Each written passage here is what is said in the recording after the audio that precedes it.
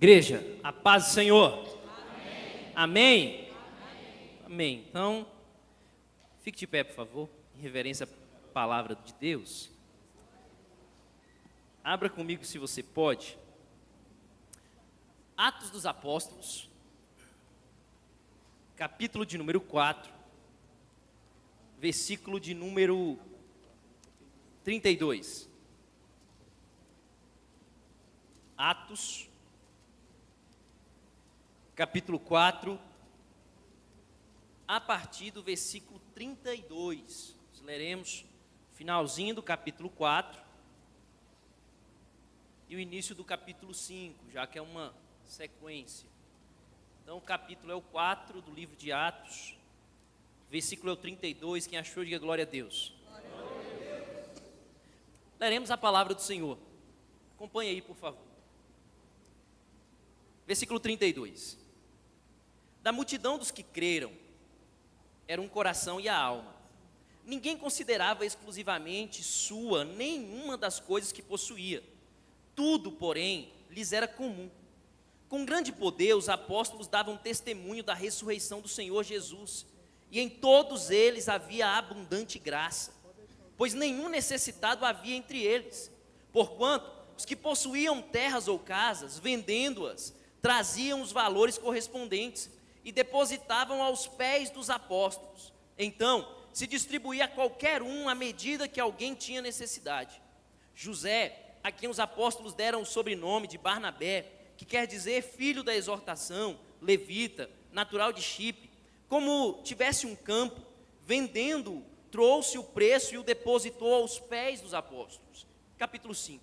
Entretanto, certo homem chamado Ananias, com a sua mulher Safira, vendeu uma propriedade, mas em acordo com sua mulher, reteve parte do preço e, levando o restante, depositou aos pés dos apóstolos. Então disse Pedro, o pastor da igreja, Ananias, por que encheu Satanás teu coração para que mentisses ao Espírito Santo, reservando parte do valor do campo? Conservando-o porventura não seria teu, e vendido não estaria em teu poder? Como, pois, assentaste no teu coração este desígnio? Não mentiste aos homens, mas a Deus. Ouvindo estas palavras, Ananias caiu e expirou. Sobrevindo grande temor a todos os ouvintes, levantando-se os moços, cobriram-lhe o corpo e levando-o sepultaram. Quase 3 horas depois, entrou a mulher de Ananias, não sabendo o que ocorrera. Então Pedro, dirigindo-se a ela, perguntou-lhe: Dize-me, vendeste portanto aquela terra? Ela respondeu: sim, portanto. Tornou-lhe Pedro: por que entrastes em acordo para tentar o Espírito do Senhor? Eis aí à porta os pés dos que sepultaram teu marido, e eles também te levarão. No mesmo instante, caiu ela aos pés de Pedro e expirou. Entrando os moços, acharam-na morta, e levando-a, sepultaram-no junto do marido. E sobreveio grande temor a toda a igreja, e a todos quanto ouviram as notícias destes acontecimentos. Amém? Que Deus nos dê uma boa palavra. Pode tomar seu lugar.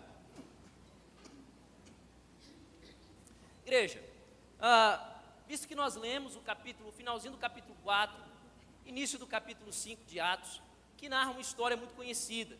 Acredito que boa parte dos irmãos que aqui estão hoje já ouviram falar na história, especificamente desse casal chamado Ananias e Safira. Quantos já ouviram falar na história desse casal?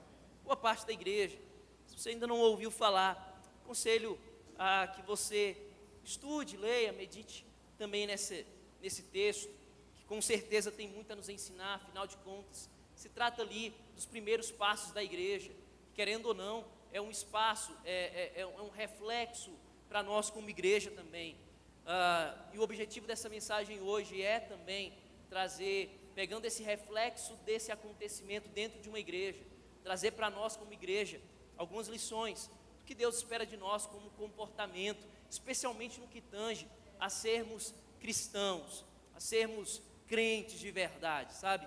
Nós estamos vivendo dias muito difíceis já no que se refere à obra do Senhor, ao reino de Deus, e é muito importante que nós nos despertemos para uma identidade séria de cristão, que a gente leve muito a sério a identidade que a gente professa, sermos filhos de Deus. E esse texto, ele fala exatamente disso. A igreja aqui em Jerusalém está no início dela, mas a igreja estava muito bem. A igreja estava vivendo um tempo muito bom ali. No texto que nós começamos a ler, vai dizer que a igreja estava um tempo muito bom, estava cheia do Espírito Santo, e sem pressão ou cobrança alguma, a igreja estava muito voluntária aos necessitados. A Bíblia diz que todo mundo que tinha algum material, algum bem, alguma posse, eles vendiam tudo que tem, tudo que tinham, e levavam à igreja, depositavam aos pés dos apóstolos, pastores da igreja, sem nenhum tipo de cobrança. Não é que os pastores pediam, não é que os apóstolos cobravam, mas havia um espírito muito generoso ali, né? Na realidade, se a gente parar para perceber, crentes, pessoas cheias do Espírito Santo tendem a ser pessoas generosas, né? Pessoas cheias do Espírito Santo são pessoas que pensam no próximo, que querem ajudar o próximo, que querem ajudar a igreja. E a igreja aqui em Jerusalém, ela estava vivendo esse tempo, um tempo de muita presença do Espírito Santo. Então, de forma muito voluntária, a Bíblia diz que eles estavam doando, estavam levando, e a Bíblia diz que naquela igreja, naquela comunidade, naquele momento, ninguém tinha necessidade de nada, porque se um irmão tinha necessidade, o outro vendia o que tinha, e os apóstolos pegavam e falavam assim: qual é a tua necessidade? Minha necessidade é X, e ele dava X. Então, naquela igreja, naquela comunidade, não tinha ninguém com necessidade ali, não tinha ninguém necessitado, porque os que iniciavam com algum tipo de necessidade, logo eram supridos pela generosidade dos outros irmãos, que voluntariamente abriam seu coração para serem generosos na obra do Senhor. Então a Bíblia diz, e a Bíblia cita um exemplo muito positivo aqui, que é o de José, né, que os apóstolos também chamavam de Barnabé, e dizem que Barnabé tinha um campo, e ele vendeu esse campo, e levou todo o dinheiro do campo, da venda daquele terreno, ele levou para a igreja. E a igreja estava nesse tempo. Mas se por um lado, nós vemos um exemplo positivo no final do capítulo 4, nós vemos um exemplo negativo no início do capítulo 5, que é justamente desse casal chamado Ananias e Safira. Ananias e Safira, eles fazem parte dessa comunidade que está cheia do Espírito Santo, que está movida pelo amor de Deus, pelo amor ao próximo. E, como eu disse, naquela igreja, naquela comunidade, todos os presbiteranos estavam muito generosos em dar. Eles não estavam preocupados com o amanhã, eles estavam vivendo intensamente. A Bíblia dá conta em outros textos que, na época aqui do início da igreja, os apóstolos, a igreja já esperava a volta de Cristo, né? Então, eles não estavam presos em, eu vou guardar um pouco disso aqui que eu tenho para o meu futuro daqui a... Não, eles estavam muito generosos em contribuir na obra do Senhor. Mas se por um lado a gente vê um bom exemplo de Barnabé, a gente vê um mau exemplo de Ananias e Safira, que porquanto faziam parte dessa comunidade, mas não estavam cheios do Espírito Santo. Eles vendem também uma terra, um bem que eles tinham, e eles vão entregar como toda a igreja estava fazendo, mas a igreja, como eu disse, sem nenhum tipo de cobrança. O que aqueles membros tinham, eles entregavam tudo o que tinham, sem nenhum tipo de cobrança, voluntários. Mas a Bíblia diz que esse casal vende o que tem, pega parte daquele dinheiro, leva aos apóstolos. O problema ali não foi entregar parte do que vendeu, porque, pastor Angel, era voluntário o que eles faziam, não tinha nenhum mandamento que tinha que entregar tudo. A igreja entregava por sentir que tinha que entregar, pelo coração generoso, mas não tinha mandamento. Então o exemplo negativo desse casal não é porque entregaram parte. O exemplo negativo deles é porque eles entregaram parte querendo parecer que entregaram tudo. Então o problema não foi o que entregaram ou a quantidade que entregaram, mas foi o que quiseram aparentar quando entregaram. Entregaram parte, mas quiseram aparentar que estavam entregando tudo. E eu não vim falar de contribuições hoje, mas eu vim falar desse princípio, aparência. E dizer que o que Ananias e Safira fez aqui foi se posicionar como crentes falsos. como cristãos que querem ser o que não são, como cristãos de aparência, como pessoas que vivem de aparência. Sabe, a gente não pode cair nessa, que eles queriam impressionar os apóstolos dando aquela parte daquele dinheiro, mas reteram parte para ele. Mentiram. E como a Bíblia diz, mentiram não a homens, mentiram ao Senhor. E um grande engano nosso é que impressionar homens com mentiras ou com falsidades não vai ter nenhum reflexo na nossa relação com Deus. Pessoas que acham que porque o homem acha que você age assim ou assado, isso não vai ter nenhuma interferência sua no seu relacionamento com Deus. Eu vim dizer para você que não, tem sim. Porque se tem uma coisa que Deus não aceita é a mentira. Se tem uma coisa que Deus não aceita é a falsidade. Tanto é que, como o pastor Anderson ministrou aqui na hora do louvor, a única coisa que Deus permitiu que Satanás tomasse como paternidade foi a mentira. Porque Deus falou, eu não quero nenhuma relação com isso. E sabe o que eu vim dizer para você? Nós estamos vivendo no século 21. Não sei por quanto tempo a igreja ainda estará nessa terra, mas pelo que nós estamos vendo, é mais do que necessário que nós, que Cristo separou para esse tempo, sejamos crentes realmente íntegros e verdadeiros na presença do Senhor. Não dá mais para brincar de ser crente, não dá mais para professar que você serve a Deus e vive como se não servisse. É tempo de sermos fiéis àquilo que Deus tem nos chamado, é tempo de sermos verdadeiros e autênticos. Cristo não nos chamou para a falsidade, Cristo não nos chamou para viver de aparência, Cristo não nos chamou para vivermos maquiados por aí, Cristo nos chamou para sermos autênticos, transparentes, verdadeiros. E glória a Deus, que eu não vim pregar para uma igreja falsa, eu vim pregar para uma igreja verdadeira, que ainda acredita que vale a pena ser fiel até o fim, que não abre mão da verdade, que não negocia princípios, que não negocia valores, que pelo contrário sabe que para ganhar lá vai ter que perder aqui. Eu vim pregar para uma igreja que sabe que ainda vale a pena ser fiel. Ananias e Safira chega mentindo. Pedro, um homem de Deus, discerne o que está acontecendo e ele repreende Ananias e fala, rapaz, não é certo o que vocês estão fazendo. E a história, como consequência, diz que Deus tira a vida, Wagner, de Ananias e Safira. Não foi Pedro que matou Ananias e Safira. Aquele que tem o poder de dar a vida e tirar, tirou. Naquele momento a gente vê um sinal muito inédito no período da graça. Porque no tempo da lei era muito comum a gente vendo pessoas, Mateus, sendo fulminadas, sendo estipadas, morrendo do nada. Só que no Novo Testamento, quando Cristo vem no tempo da graça, tem gente que fala assim, na graça pode tudo. Aqui é o tempo da graça, aqui que Jesus fez com quem mentiu. Então, Pedro discerne e Ananias e Safira morrem, porque quiseram ser, aparentar o que sabiam que não eram. E no tempo da graça. E nós vivemos, igreja, num tempo que está cheio de teorias por aí, né? O que Cristo trouxe, pastor Rangel, foi graça. Mas o homem pegou essa graça e está querendo transformar. O homem quer ser mais gracioso do que o próprio Deus.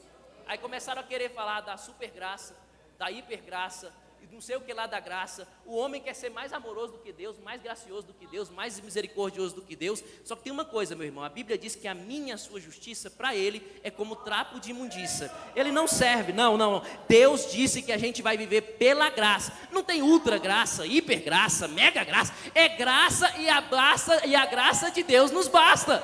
Eu não preciso de uma super graça, porque a graça dele já me basta. Aí, essa teoria da hipergraça, elas querem trazer para as igrejas um falso ensino que leva para as pessoas a imagem de um Deus que não se importa com o pecado. É isso que a hipergraça quer ensinar. Um Deus que não se importa com o pecado, mas eu vim dizer, isso é mentira, isso é falso, porque eu sei que o véu do templo foi rasgado e agora nós temos liberdade, livre acesso à presença dele. Só que tem uma coisa. Apesar de estarmos num ambiente de liberdade, como é essa igreja, como é esse culto, não pode deixar de ter temor e respeito. Apesar de estarmos num ambiente de liberdade, não nos dá o direito de mentir para ele, de sermos falsos, ou como dizem por aí, crentes fakes, crentes mentirosos. Não, apesar de termos liberdade, tem uma coisa que ele ainda pede para a gente, autenticidade e ser verdadeiro na nossa conduta. Sabe por quê? Porque é perca de tempo. Querer enganar o Senhor que sabe de todas as coisas. O salmista vai dizer, pois se subo ao céu, o Senhor lá me vê. ou se desço no mais profundo, o Senhor também vê. Deus te vê na igreja, Deus te vê no trabalho, Deus te vê em casa, Deus te vê no quarto, Deus te vê na faculdade, Deus te vê no teu casamento. Eu vim dizer para você, não adianta, é besteira nossa querer se esconder de Deus, ou querer enganar a Deus. E o que eu vim dizer para vocês hoje é falar que nós precisamos ter uma vida íntegra na presença do Senhor, mas também ter uma vida íntegra e verdadeira na presença da igreja, porque a igreja é a noiva de Cristo. Não adianta dizer que o noivo te conhece se você mente para a noiva dele, não pode. E eu vim dizer para você essa mensagem, é sobre isso, nos encorajar e nos motivar a sermos íntegros na presença do Senhor, sermos íntegros na presença da noiva de Cristo, sermos crentes de verdade, sermos cristãos de verdade, legítimos, genuínos, discípulos de Cristo. É isso que Deus espera de mim e de você, que sejamos verdadeiros. Sabe por quê? Porque Deus não trata a falsa aparência ou a falsidade como algo normal no meio do seu povo. Deus não trata a falsidade ou a falsa aparência normal no meio do seu povo. Engana-se quem pensa assim. Jesus, ele se apresentou como o quê? Eu sou o caminho e sou a verdade. Eu sou a verdade. Nós somos filhos da luz. A Bíblia diz que Ele nos chamou para a sua verdadeira luz. Sabe o que é isso? É que quando Ele fala para a luz, luz dá o quê? Luz da transparência.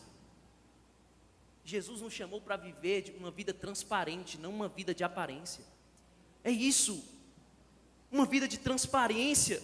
Jesus, no seu ministério aqui na terra, Ele passou mais tempo repreendendo os religiosos mentirosos, os religiosos hipócritas, do que os próprios pecadores. Pastor Flávio, Jesus repreendeu mais aqueles que se diziam ser e não eram, do que aqueles que realmente falavam, não sou. É por isso que a Bíblia diz, fala, você seja quente ou você seja frio, mas não seja morno, porque o morno eu vomito. Então Jesus não aceita ninguém que quer viver de aparência, que é frio e quer ser quente. Jesus no seu ministério, ele até repreende, chama lá os sepulcros caiados, os apóstolos denunciando os falsos mestres. Os apóstolos no início da igreja advertem tantas vezes a igreja sobre os falsos mestres e sobre os falsos crentes. 2 Coríntios capítulo 11, versículo 26, sabe o que a Bíblia diz? Olha o que Paulo está dizendo. Paulo fala assim, olha, Paulo está dizendo, 2 Coríntios 11, 26, Paulo vai falar, olha, eu tive muitos perigos, eu passei por muitos perigos, e sabe qual é 11, 26, olha o que Paulo diz, em viagens muitas vezes, em perigos de rios, em perigos de salteadores, de ladrões, em perigo dos da minha nação, em perigo dos gentios, em perigos na cidade, em perigos no deserto, em perigos no mar, e ele termina, em perigo entre falsos irmãos. Sabe o que Paulo está fazendo aqui? Está colocando os crentes mentirosos na mesma condição de pessoas ladrões. Ele falou, eu tive perigo quando eu estava no meio dos ladrões, mas eu estive em perigo quando estava na frente, no meio de crentes falsos, daqueles que se diziam irmãos e não eram. Sabe o que é isso, igreja? Os falsos irmãos são um perigo para quem anda com ele, porque os falsos irmãos também são motivo de escândalo, e a Bíblia diz, olha, é necessário que venham os escândalos, mas ai daqueles por quem vêm os escândalos. Era melhor se amarrar uma pedra no seu pé, se jogar no mar, do que por conta do teu escândalo você fazer perecer um dos meus pequeninos. Sabe o que é isso? São falsos crentes. Posso falar na moral? Eu vim falar de Deus aqui mesmo. Posso falar na moral? Igreja, eu vou dizer uma coisa para vocês. Não adianta. Ai daqueles por quem vem o escândalo. Não adianta ser crente só no domingo à noite e na segunda querer fazer o que você quer da sua vida. Sabe por quê? Não adianta. Porque crente, Deus te chamou para ser crente de verdade, verdadeiro. E Paulo estava falando, olha, quando eu estive entre aqueles que eram falsos, eu estive em perigo. E nós temos que viver em alerta, porque às vezes você está em perigo e não sabe. Então vira para a pessoa que está do teu lado e fala assim, do teu lado eu corro perigo ou não? Como é que está esse negócio aí? Quero saber como é que está esse negócio. Porque o engano está muito presente. Satanás, olha para mim, igreja. Satanás se fez de uma serpente lá no jardim do Éden e enganou Eva. Satanás nunca escondeu o seu modo de operar, é enganando as pessoas. Só que usando essa passagem, eu quero dar algumas lições, para que como essa palavra falou comigo, fale com você também. E ao final dela, você possa fazer a mesma oração que eu fiz, falar: Senhor, tira de mim toda falsidade, me enche com teu Espírito, de forma que eu me torne íntegro na tua presença, de forma que não há nenhum tipo de mentira, que eu seja verdadeiro ao entrar e sair da tua casa, onde eu estiver. E essa é a minha oração para todos os quantos estão me escutando nessa noite. Sairemos daqui melhores, mais crentes, mais verdadeiros, mais íntegros, mais cheios do Espírito Santo, sabendo que Deus não tolera mentira, Deus não tolera o engano, Deus não tolera a falsidade.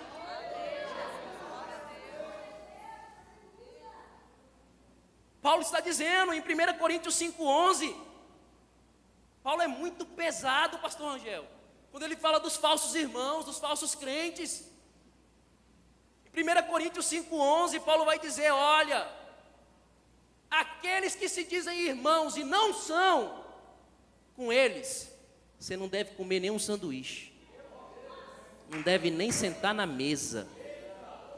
Mas a Hipergraça, pastor Flávio, prega bem assim: não, abraça todo mundo, não importa, a Bíblia está dizendo, você está em perigo, se você está vendo um irmão que é falso, se você não tem constrangido ele, se você não tem refutado ele, se você não tem pregado a verdade para ele. Sabe de uma coisa, igreja, ele está falando, sabe aquele, Paulo está dizendo, primeiro, não sou eu, apóstolo Paulo, homem de Deus, ele diz: aqueles que se dizendo irmãos, não se comportam como tal, com eles nem sentem na mesa.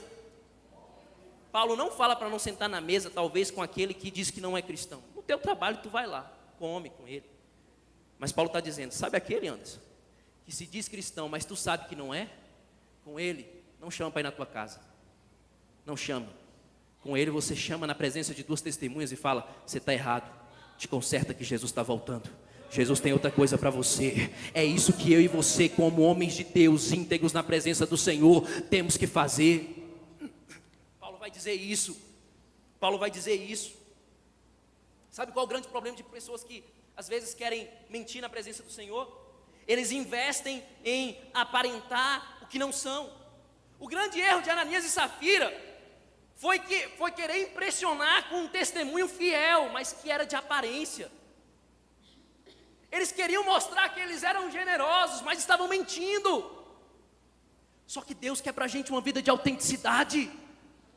Só que Deus sabe que nós não somos perfeitos, nós vamos pecar, nós vamos errar, podemos cair. A Bíblia diz: aquele que está de pé, cuide para que não caia. O que Deus quer de nós não é perfeição, mas é sinceridade. Deus quer da gente uma vida íntegra, é por isso que Ele vai dizer: meus filhinhos, não pequem. Mas se vocês pecarem, vocês têm um advogado junto ao Pai. É por isso que Tiago escrevendo, ele vai dizer: confessem suas fraquezas uns aos outros, para que vocês sejam curados.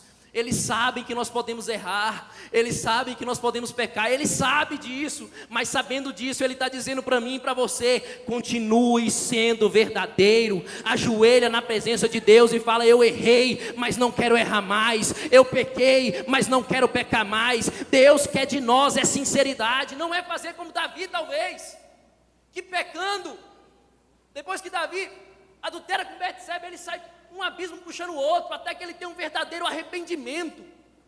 Quando Natã, homem de Deus, entra e confronta Davi. Só que Davi, até ele se arrepender, ele só ia piorando as coisas, porque não queria ter uma vida de autenticidade. Ananias e Safira, o erro deles foi esse. Foi um casal que não queria pagar um preço para ser modelo, mas queria se apresentar como modelo. Por isso que Paulo, escrevendo a Timóteo, Paulo vai dizer: Timóteo, seja exemplo para a tua geração. Seja exemplo. Sabe qual foi outro erro desse casal que a gente não pode cometer? Eles entregaram a Deus ofertas parciais. E aqui eu não estou falando de contribuição financeira, apesar de que, se você ler Atos 4 como nós lemos, nós vamos ver que como lidamos com a nossa vida material diz muito da nossa vida espiritual. A igreja estava toda movida em contribuir, cheia do Espírito Santo. Só que Ananias e Safira não estavam assim. Eles não estavam assim. E eles entregam parte. É pessoas que querem entregar a Deus ofertas parciais. Eu já disse isso uma vez, mas vou dizer de novo. É falso aquele pensamento, vou nem dizer pregação, aquele pensamento que pregam bem assim. Deus só quer o teu coração. Se Deus só quisesse o teu coração, Ele não teria dito para você: se tua mão te faz pecar, corta e joga fora. Porque para entrar ali o corpo todo tem que ser perfeito, sem pecado, sem mancha. Deus não quer só o teu coração, não. Deus quer tua mão para aplaudir a Ele, tua boca para louvar, teu corpo para adorar, tuas finanças para honrar. Deus quer você por inteiro. Quem diz que Deus só quer teu coração, está fazendo como Ananias e Safira, entregando oferta parcial. É uma coisa ou outra. A Bíblia diz: ou é você quente ou é você frio. Não tem como ser morno. Então ou você entrega a tua vida toda para Jesus ou não entrega. Ou é a vida toda ou não é. Não tem como entregar só coração, não tem como entregar só a mão. Ou tu entrega, ou tu tem fé para entregar a tua vida toda para Ele, ou tu não entrega. Porque tem gente que tem fé para entregar o coração e a mente. Eu acredito na palavra, eu quero receber, mas não entrega a empresa, não entrega a finança, não entrega as amizades, não entrega nem o celular para o outro ver.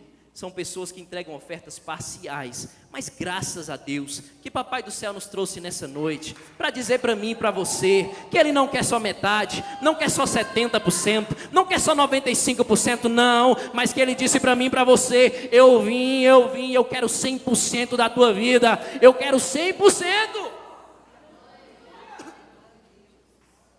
Quanto mais nos aproximamos do fim dos tempos, eu acho mais difícil um crente parcial permanecer na fé. Sinceramente.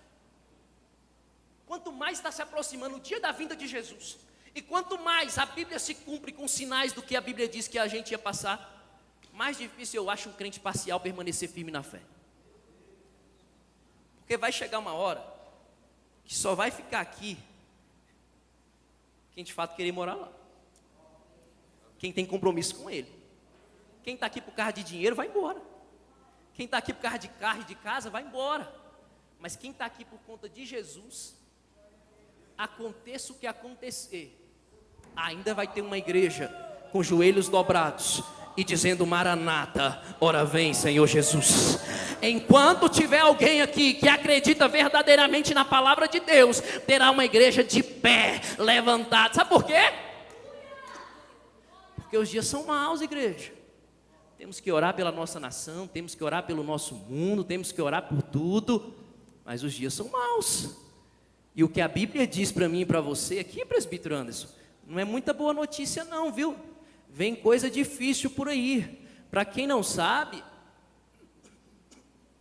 já tem lugar no mundo que as igrejas estão escondidas.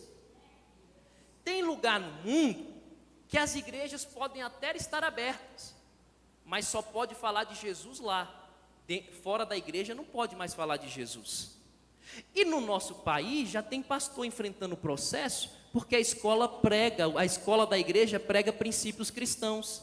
De outro lado, tem pastor enfrentando o processo, porque está pregando a palavra dentro da igreja. Mas eu sou profeta de Deus para dizer: alguém precisa avisar eles que essa igreja aqui, ninguém para ela não. Alguém precisa avisar que o Coliseu já tentou parar, que Nero já tentou parar, que a perseguição já tentou parar. Mas alguém avisa para eles que mais peso, mais poder do que qualquer caneta do homem tem a palavra de Deus. E a palavra de Deus diz que as portas do inferno não prevalecerão contra a igreja. Pode vir quem for, a igreja permanecerá de pé.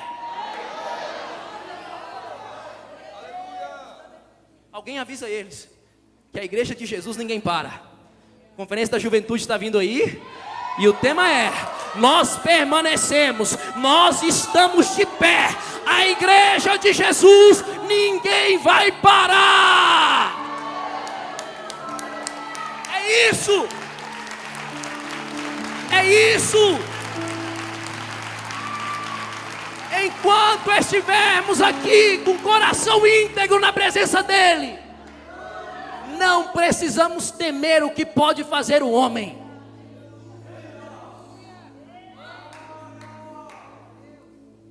Sabe qual outro? Que a gente vê que aconteceu nesse casal que a gente não pode fazer? São pessoas que cercam-se de cúmplices e não de verdadeiros amigos. Olha para os seus amigos. Sabe por quê? Ananias e Safira, então, quando fosse um casal, a Bíblia diz que eles entraram em acordo para mentir, pastor Angel. Eles disseram, olha, a gente vai chegar lá e vamos mentir para eles. A gente vai parecer que a gente está dando tudo. Olha como eles vão dizer para a gente. Olha o que eles vão pensar da gente. Mas a gente vai dar só uma parte. O resto guarda com a gente. Entrar em acordo. Tem pessoas que estão se cercando de cúmplices de pecado, cúmplices de erro, e não de verdadeiros amigos. Olhe para os seus amigos e percebam, são homens e mulheres de Deus que estão ao seu lado. Essas pessoas com que você se relaciona são pessoas que te aproximam de Deus? Ou são pessoas que acobertam o teu pecado para o teu pastor não saber? Os teus amigos são pessoas que têm amizade o suficiente para te confrontar, para olhar no seu rosto e dizer, meu irmão, não é esse o caminho. E eu deixo eu abrir um parênteses nessa ministração, para dizer também que cristianismo é comunhão. Porque se de um lado nós temos a igreja como uma grande comunhão, ainda temos algumas pessoas dentro da igreja que estão vivendo isoladas, sem relacionamentos. Gente, a Bíblia está cheia de versículo que embasa isso. Jesus te chamou, foi para a comunhão com os irmãos. Aqui na igreja nós temos tantos ministérios de serviço, que você pode se relacionar com pessoas, servir a Deus juntos. Temos ministérios de comunhão, homens, mulheres, jovens, adolescentes, que você pode ter comunhão. Então quem sabe Deus está falando com você agora. Se relacione com pessoas que te aproximam mais de Deus. Mas sabe de outra coisa? Tem pessoas que estão se relacionando com pessoas, escolheram se relacionar com pessoas que serão cúmplices dos erros delas. Ananias e Safira fizeram um acordo de engano. Ei, se tem alguém assim na sua vida, ore por essa pessoa, converta essa pessoa, ou se afaste dela.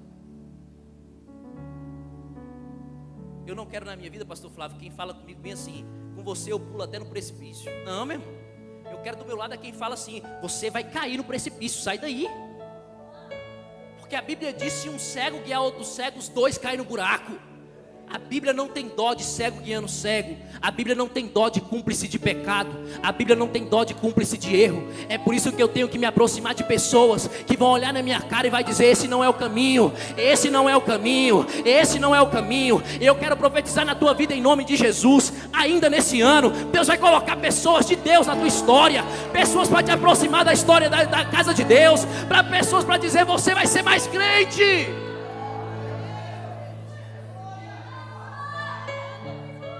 Necessário for que Deus coloque Natãs na nossa história para confrontar o nosso pecado e o nosso erro e dizer, meu irmão, vamos nos consertar, porque Jesus está voltando e nós precisamos ter uma vida de verdade na presença de Deus.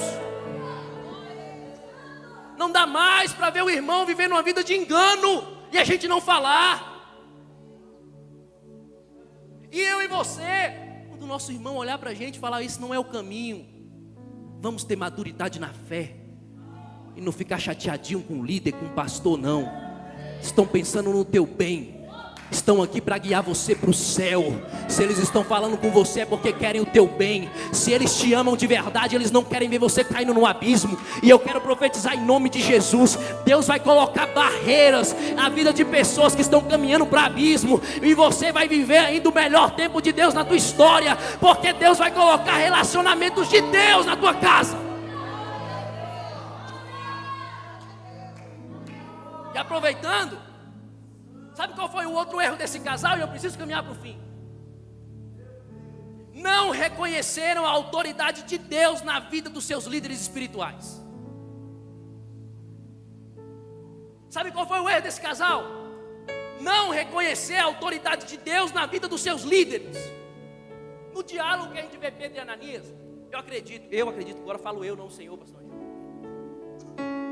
que ali é um resumo da conversa de Pedro.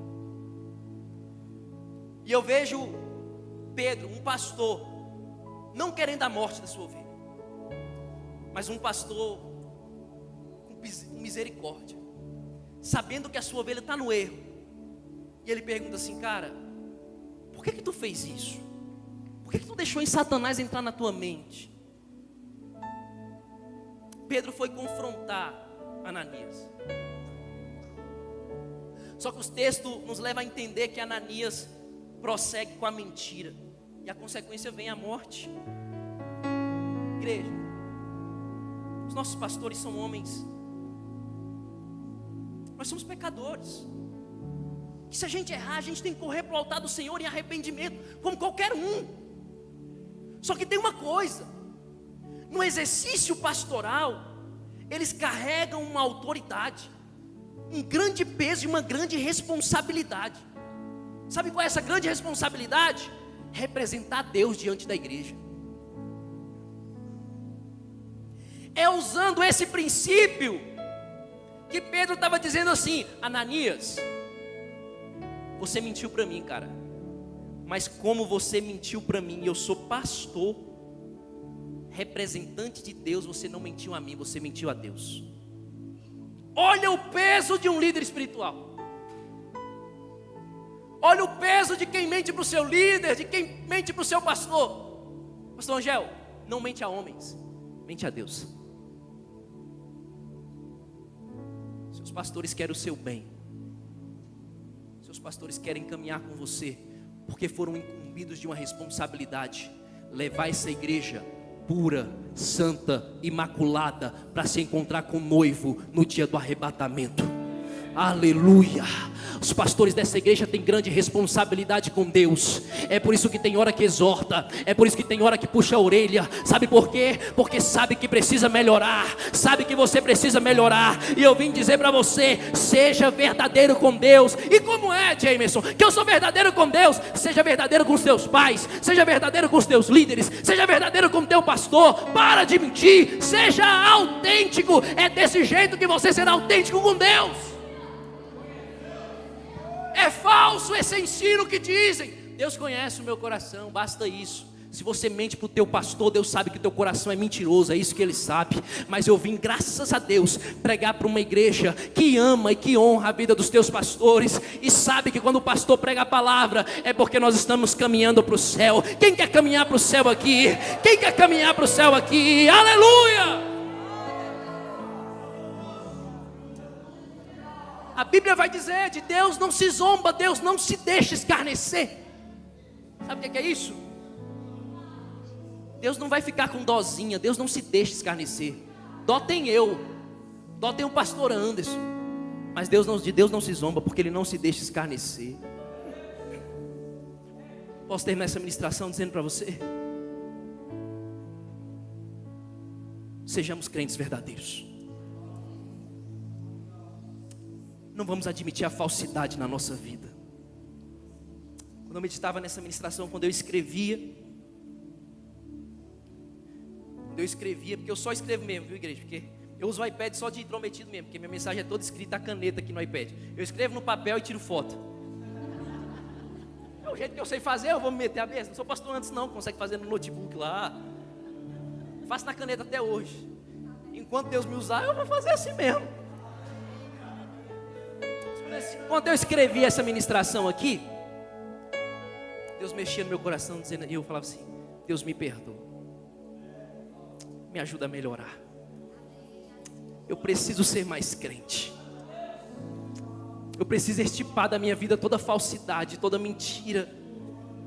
Eu preciso ser mais autêntico diante do meu Deus. E eu falava com Deus: Deus, alcança a tua igreja reunida naquela noite, naquele lugar, e nos torna pessoas mais verdadeiras na tua presença.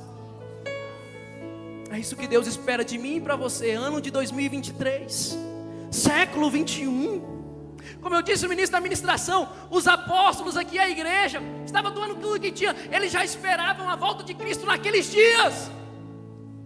Eu fico imaginando essa igreja aqui, do início, nos dias de hoje.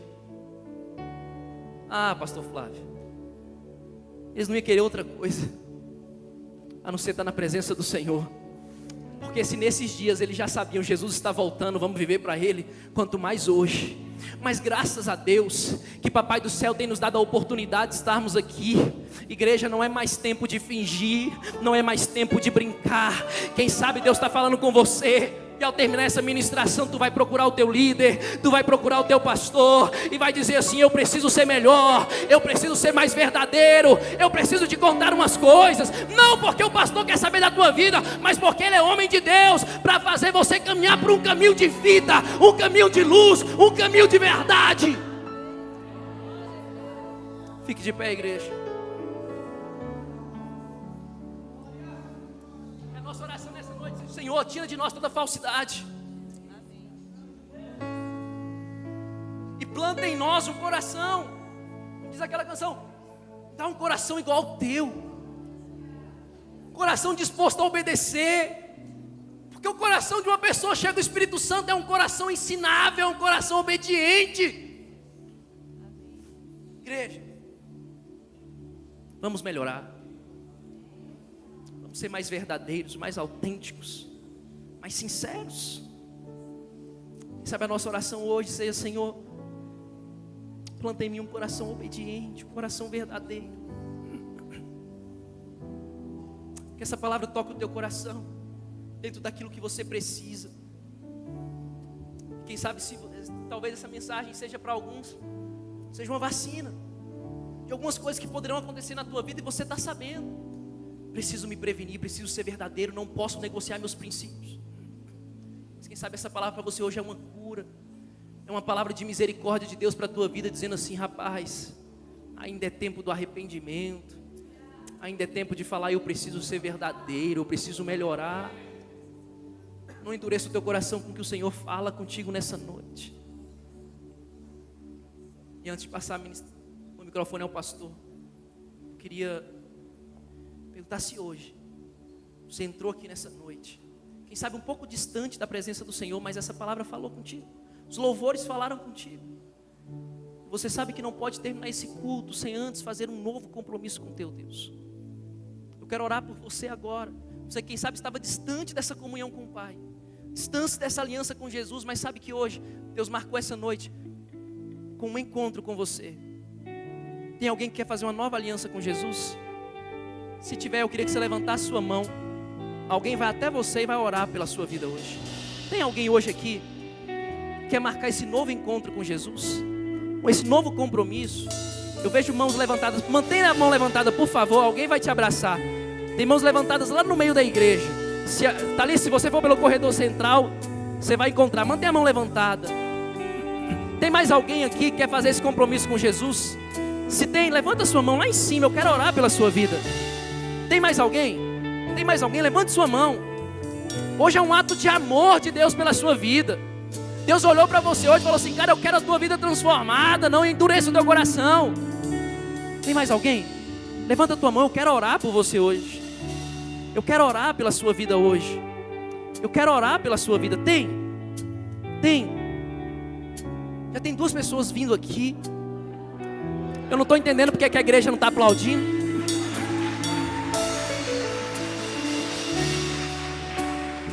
Mas eu estou esperando você, ainda falta você. Há uma palavra de Deus para a sua vida hoje, cara. Levanta a sua mão e corre para cá. Jesus quer mudar a tua história nesse dia, nessa noite. Cadê você? Levanta a sua mão, nós queremos orar para que Deus mude a tua história. Aleluia.